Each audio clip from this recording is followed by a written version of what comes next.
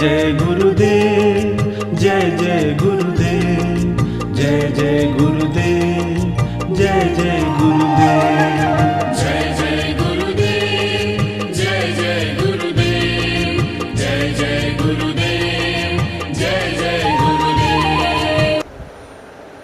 श्रीमद् करुणा सागर महाराज की, श्री कैवल्य धाम की जय, श्री अविचलदास जी महाराज की जय।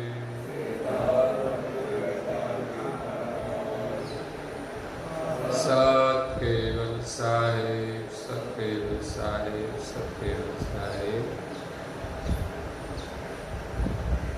परम गुरु श्रीमद् करुणा सागर महाराज श्री रचित पंचम स्वसंवेद यानी पंचम सूक्ष्म वेद जंगम तिलक चिंतामणि स्कंद तीसरा और चौपाई नंबर है 32।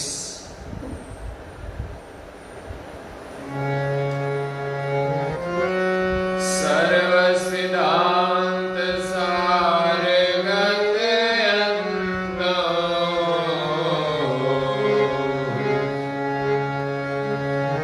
हे वर्ण हो ब्रह्म निरालय चंद,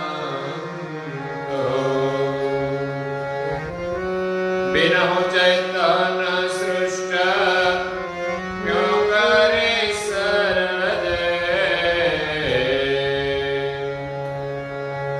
कहो पंडित ज्ञानी गुणधर दे।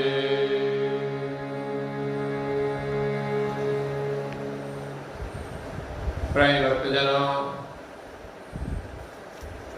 ज्ञान संप्रदाय के आद्य स्थापक अनंत ब्रह्मांडाधीश केवल कर्ता के परम विशेष अंश सकर्ता सिद्धांत का प्रतिपादन करने वाले पंचम स्वसंवेद के रचयिता, अनंत अंशों के तारणहार, कैवल धर्म धुरंधर, नव बुद्धि के सागर, महान समर्थ परम श्रेष्ठ परम विभूतिवान, परम दयालु परम कृपा निधि, सर्वज्ञ दिव्य परम गुरु श्रीमद् करुणा सागर जी महाराज स्वरचित पंचम स्वसंवेद ग्रंथ के तीसरे स्कंद में जंगम तिलक चिंतामणि का उपदेश देते हुए सृष्टि की उत्पत्ति कैसे हुई उनका पहले वेद मत के अनुसार वर्णन किया कि सृष्टि अपने आप उत्पन्न होती है और अपने आप ब्रह्म में विलीन हो जाती है। ब्रह्म से निरंजन की उत्पत्ति हुई, बाद शक्ति और 3 गुण से सृष्टि का विस्तार हुआ और ब्रह्म को मानते हैं कि ब्रह्म में कोई इच्छा नहीं है, भावाभाव से रहित है, कुछ उत्पन्न करने की इच्छा ब्रह्म में नहीं है, तो ब्रह्म अकर्ता है, सुख और दुख से रहित है, भावाभाव से रहित है। तो जगत के सभी अंश, सभी जीव निरंजन शक्ति और 3 गुण का यशगान करते हैं। परम गुरु जी कहते हैं कि संसार में सभी जीव सगुण की उपासना करते हैं और निर्गुण ब्रह्म को अकर्ता मानते हैं, लेकिन सगुण और निर्गुण का कारण रूप निज कर्ता की गति संसार में कोई जानते नहीं, किसी ने आज तक कही नहीं। जो परम गुरु जी कहने के लिए आया है कि जिस सर्जनहार ने बीजक और जीव जो सचेत किया है, सभी जड़ जो बीजक थे उनको जीव के माध्यम से अपनी सजाति के अंश से सचेत किया है। उन सृजनहार को कोई नहीं जानते। सबने अपने अपने अनुभव और मत के अनुसार ब्रह्म का वर्णन किया। कोई ब्रह्म को कुछ मानते हैं, कोई कुछ। इसमें भी कई मतभेद है। एक अद्वैत ब्रह्म होते हुए भी ब्रह्म सिद्धांत की मान्यता में शुद्धाद्वैत, विशिष्टाद्वैत, द्वैताद्वैत कई सिद्धांत है। इसलिए कोई वास्तविक सृजनहार को जानते नहीं। परम गुरु जी कहते हैं कि सर्व सिद्धांत सारगत अंतु, सर्व सिद्धांत के सार रूप जो गति है वो अंत में वर्णे ब्रह्म निराल अचंतु। सभी ने वर्णन किया कि सभी सिद्धांत के सार रूप ब्रह्म जो है वो निराला है, जिसमें कोई आवरण नहीं है। अचंतु, जिसमें कोई चित्तवन की शक्ति भी नहीं है, संकल्प शक्ति नहीं है। अचंतु, बिनु चैतन सृष्टि क्यों करी सर्जी। तो ब्रह्म अचेत है, स्वयं सचेत नहीं है, स्व में कोई भाव नहीं है कुछ उत्पन्न करने का। तो बिन चैतन इस सृष्टि कैसे उत्पन्न हुई। कहो पंडित ज्ञानी गुणधर जी। ज्ञानी और पंडित को परम गुरु जी कहते हैं कि आप सगुण इष्टों पर भरोसा रखते हैं, तो फिर ये सृष्टि उत्पन्न कैसे हुई। और ब्रह्म के लिए कहते हैं जयम ब्रह्म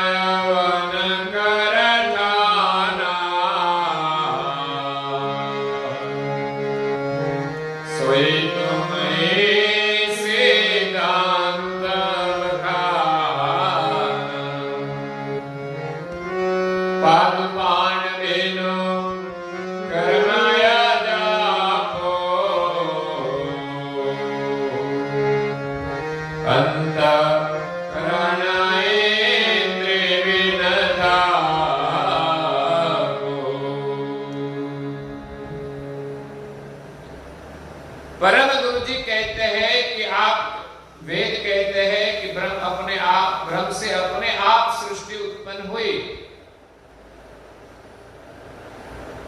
उनका 3 दृष्टांत दिया। परम गुरु जी ने चौथा दृष्टांत दिया पृथ्वी का, कि पृथ्वी से बीज अपने आप उत्पन्न होता है। पृथ्वी में कोई भाव नहीं है। तो परम गुरु जी कहते हैं कि ब्रह्म एक भूमि का है, पृथ्वी है। इसमें सृष्टि विलास करती है। तो निरंजन से लेकर ब्रह्मा विष्णु महादेव सब रचनाएं हैं। तो फिर रचयिता कौन है। जही ब्रह्म हम ब्रह्म अवन कर ठाना, सो ही तुम ही सिद्धांत बखाना। परम गुरु जी ब्रह्म को भूमिका कहते हैं कि सृष्टि का विस्तार के लिए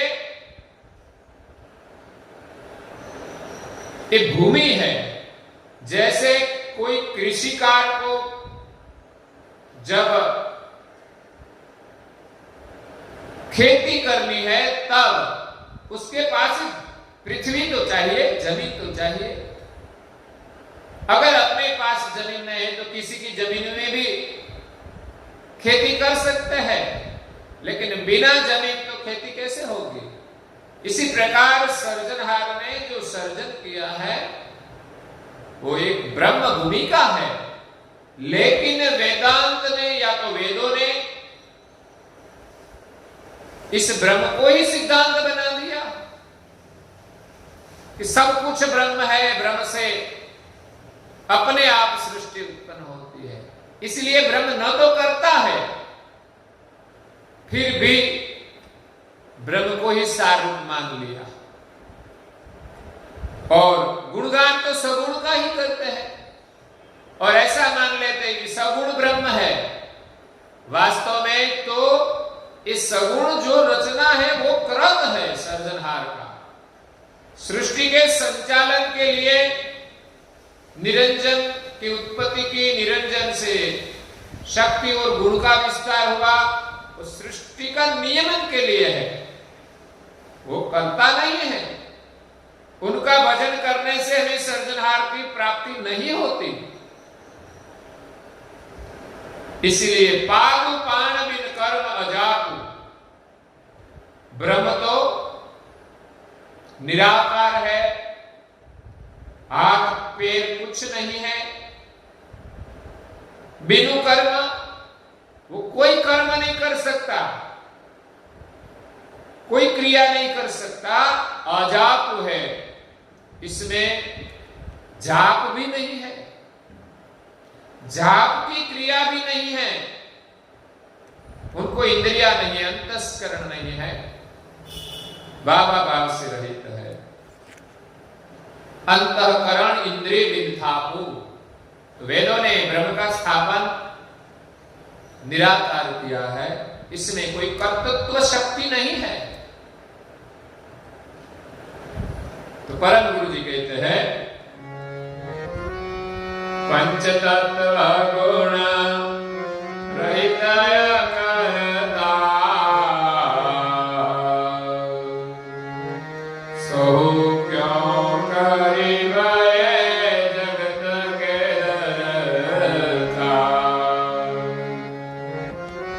त्रिदृष्टांत सहज युत पद का, आप्र निरवेश गगन का।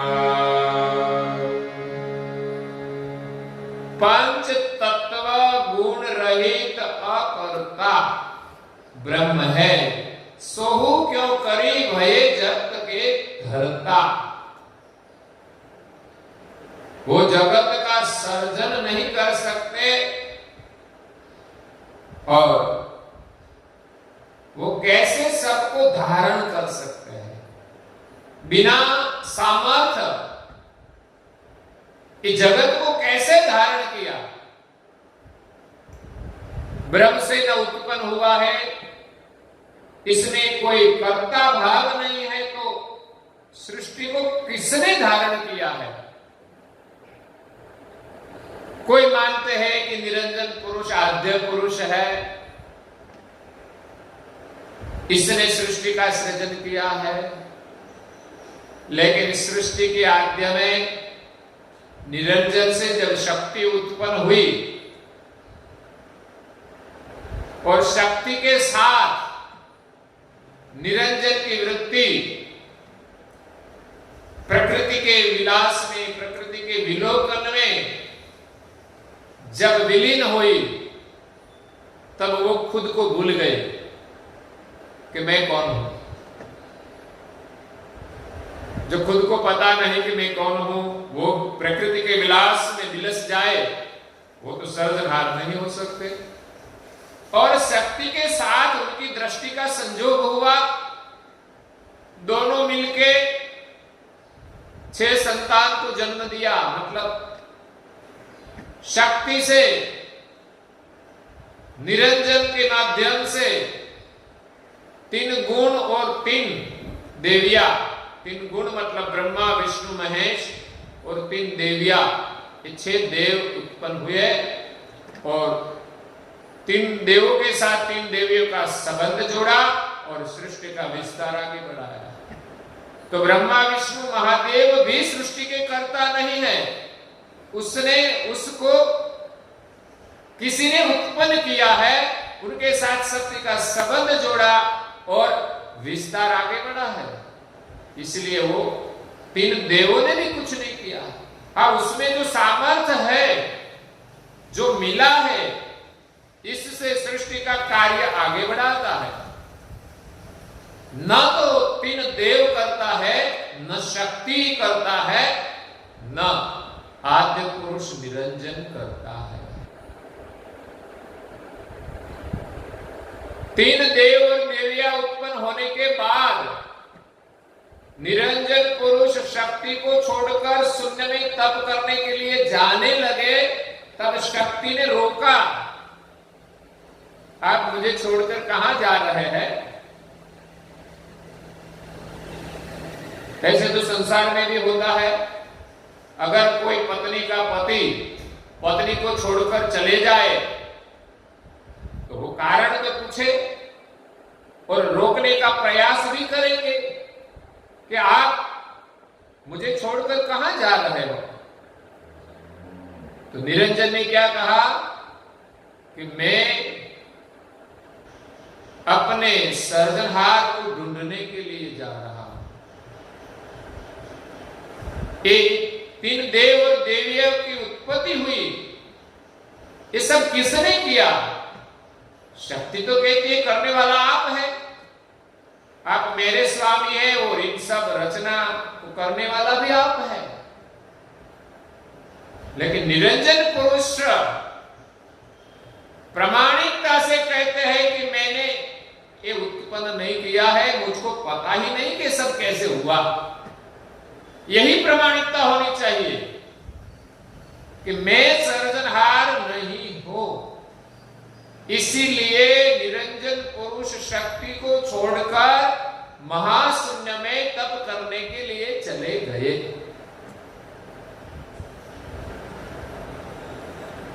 शक्ति ने बहुत प्रयास किया, लेकिन निरंजन रुके नहीं।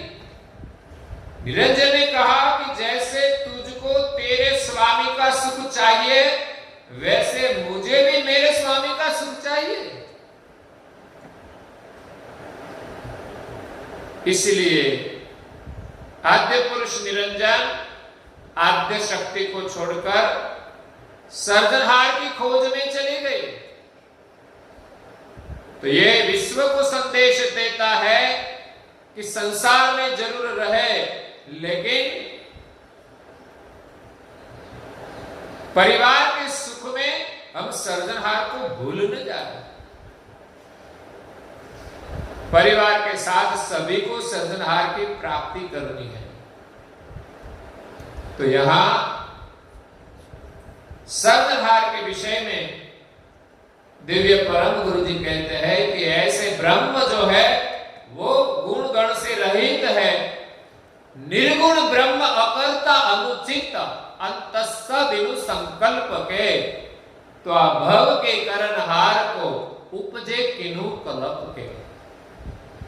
दिव्य परम गुरु जी स्वरचित सकृत चिंतामणि ग्रंथ में कहते हैं कि ब्रह्म निर्गुण है, गुण से रहित है, इसमें कोई भावना नहीं है, अकर्ता है, कुछ करने का सामर्थ्य भी नहीं है। परम गुरु जी ने तो ऐसा भी कहा है कि ब्रह्म नपुंसक है। जैसे नपुंसक से प्रजा की उत्पत्ति नहीं होती, वैसे नपुंसक ब्रह्म से सृष्टि का सृजन नहीं होता।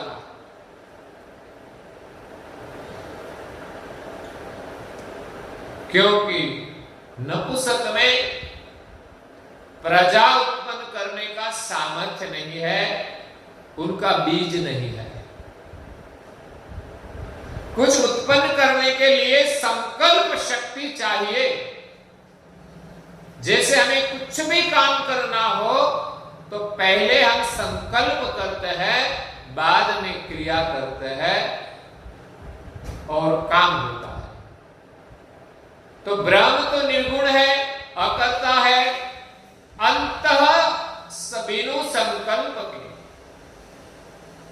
ब्रह्म को अंतस्करण नहीं है, इंद्रिया भी नहीं है। अंतस्करण नहीं है तो संकल्प शक्ति भी नहीं है। इसलिए सृष्टि का सर्जन कैसे कर सकते हैं? तो भव के कर्णहार को, तो भव के कर्णहार कौन है? को उपजे तीनों कल्प के, किसके संकल्प से इस सृष्टि की उत्पत्ति हुई है? तीन दृष्टांत दिए सहेज उत्पन्न का, आभ्र नीर रवि शब्द गगन का।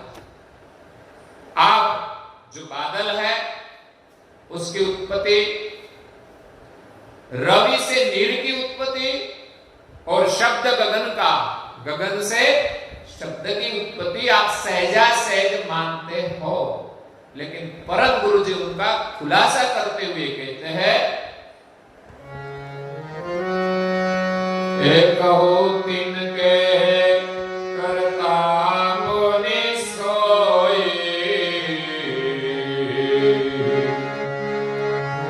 हे सुनहो संत श्रोता हूँ सब कोई, हे गगन शब्द निरंजन कहकारा,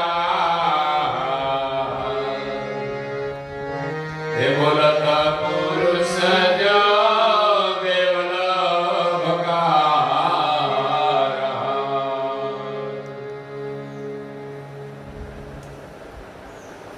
कहूं तिनके करता पुनि सोई।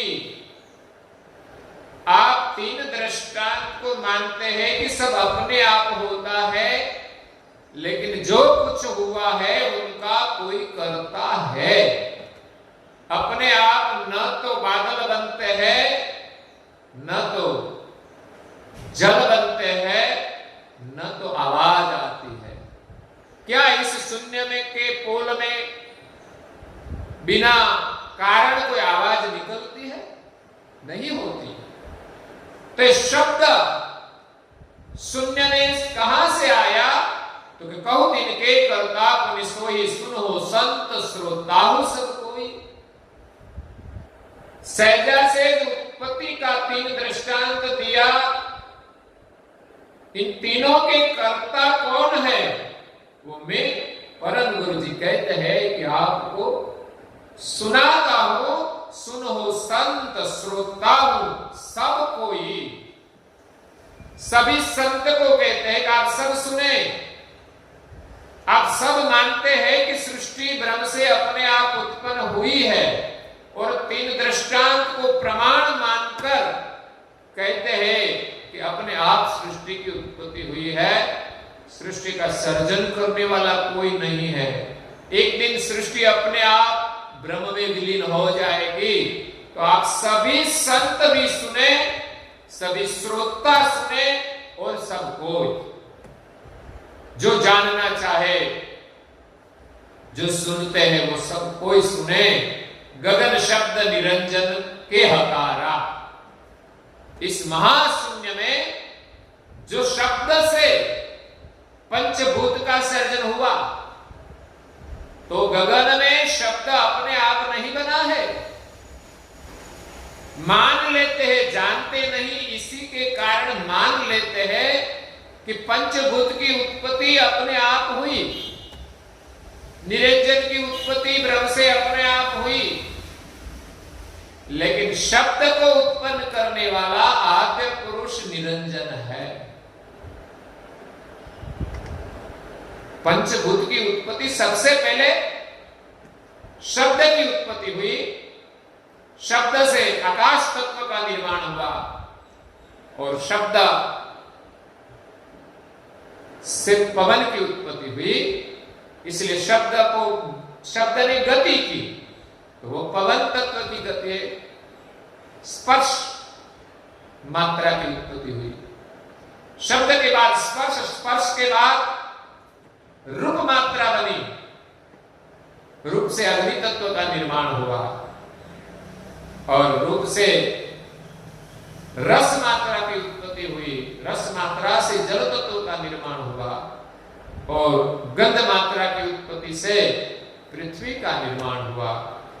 तो इस शब्द की उत्पत्ति निरंजन के हकार से, निरंजन ने ऐसा हकार किया तो शब्द के माध्यम से पंचभूत की रचना हुई है। अपने आप शब्द नहीं बना। बोलत पुरुष जो देवल भकारा, जैसे कोई पुरुष देवालय के अंदर हकार करते हैं, जैसे हम किसी के साथ बात करते हैं तो सामने वाले को कहते हैं कि जो हम बात करते हैं तो सामने वाला हमें हकारा देता है, जिसको हम गुजराती में होकार कहते हैं।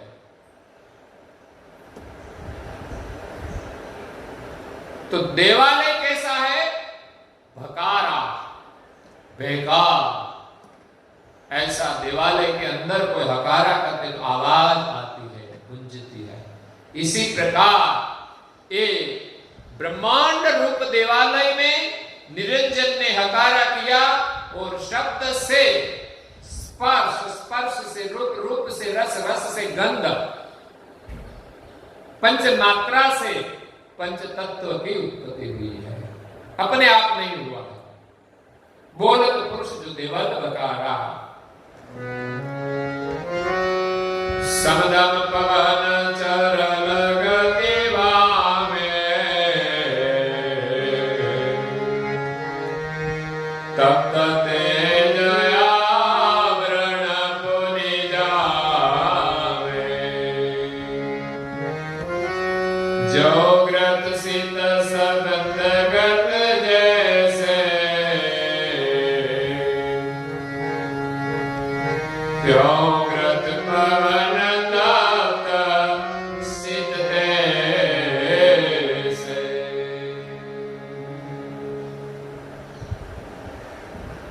सबदम पवन,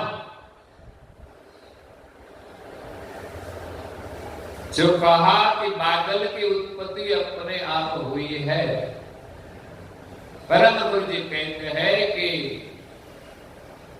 बादल की उत्पत्ति पवन से होती है।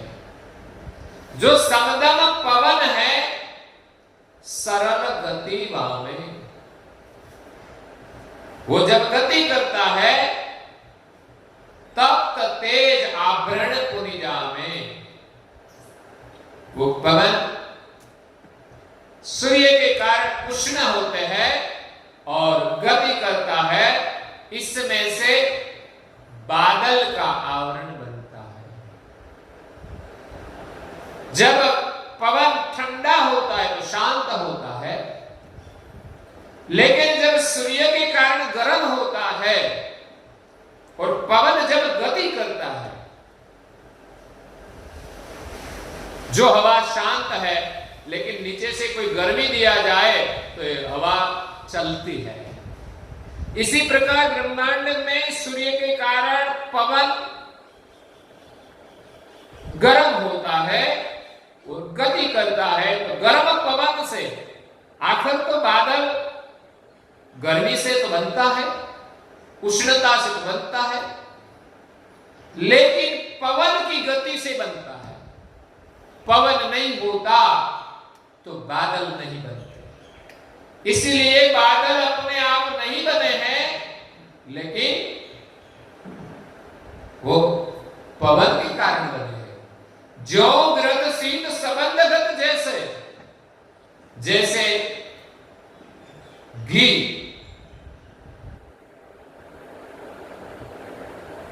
शीत का जब संबंध होता है तब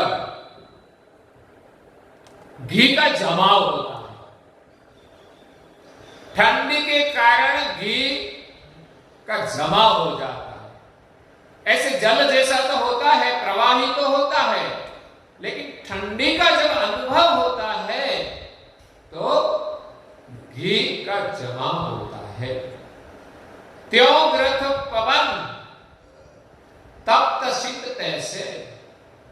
इसी प्रकार पवन जब उष्ण होता है तो उनके संग से जैसे शीत से घी का जमा होता है, यहां पवन की उष्णता से बादल का जमा होता है।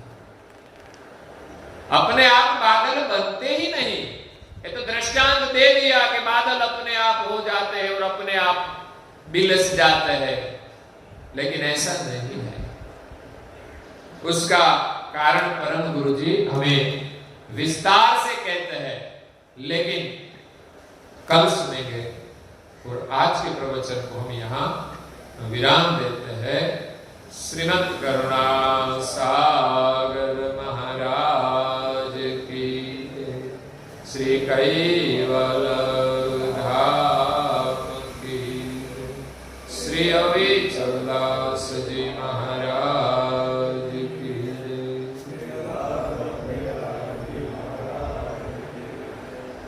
सत केवल साहेब केवल सो सत केवल साहेब सत केवल साहेब।